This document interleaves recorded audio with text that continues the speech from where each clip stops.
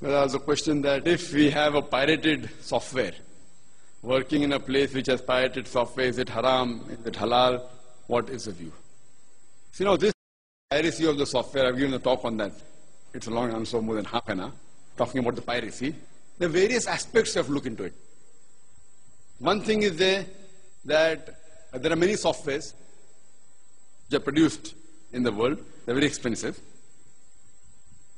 Normally, piracy per se is haram, general rule.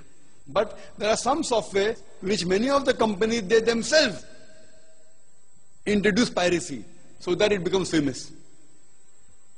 But all the people who are small companies, they buy pirated version for 100 rupees, 200 rupees, 500 rupees, it becomes popular. But the big companies can't afford, because if there is a suit filed against them, they get a problem. So they purposely make the software popular by creating piracy themselves, making it popular, and those top companies, they buy the version which is very expensive. 100,000 rupees, 200,000 rupees, or 50,000 rupees. So now, if the piracy has been encouraged by the company itself, and if you're using that software, I feel Islamically there's no problem. If the company hasn't encouraged and using it, then it is wrong.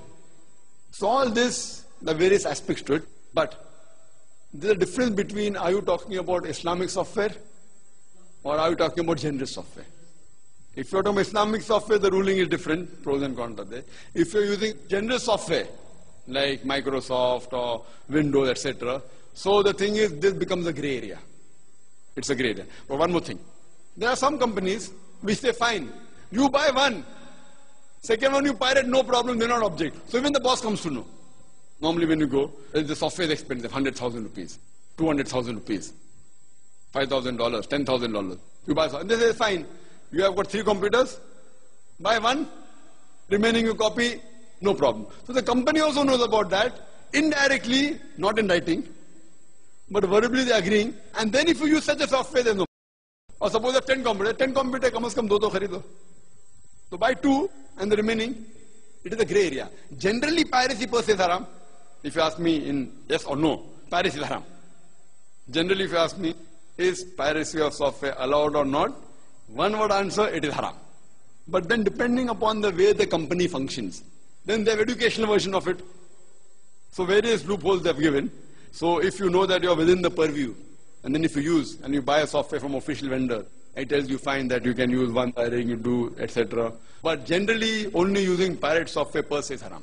And you are working in that company, see, you as a worker, you can tell the boss, see, this is pirated.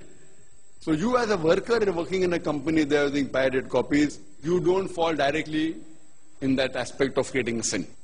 Because you have told him, if he tells you it is not pirated, you won't come to know whether it's pirated or not. Fine? So you as a boss, the problem is different, the question is different. But you as working in the company, if the boss provides you something, you are doing your job, you are working, so directly you won't be held responsible for that. Hope that answers the question. You had some question, brother? What about? Islamic software. Now, brother wants to know about the Islamic software. Now, coming to the Islamic software, again, the purpose is important. The purpose of the Islamic software, suppose a company has created a software of the Quran, of the Hadith, and spent a lot of money. And then, if that software is available in that country, in that city, and for you to save the money, instead of paying 5,000 rupees, you want to buy 200 rupees, then it is haram. But if that software is not available, if it is software created abroad, and no one in Bombay has, one person has, and your intention is not to save money, your intention is to use it for knowledge and spread it, then it's fine. But then if you take that software and make a copy and sell, it is haram. The selling person is surely haram. If you make a copy and give it free to your friend, it may come in the grey area, no problem. But see to it that unnecessary should not got damage to the main person who has produced that software. So if you're living in a country where software is easily available, and then if you pirate it to save money, it is wrong. But if you're living in one part of the world where the software is not available, and you want to have knowledge of the Quran, want to search the Quran, want to study the Quran or Islam, etc., and then because of lack of availability, if you make a copy, inshallah, Allah will forgive you. But if you make it as a business, make copy and sell, then it is wrong. You can directly tell to the company, see, so and so thing is there, I want to make copies and sell, give me permission. With permission, no problem. Hope that's the question.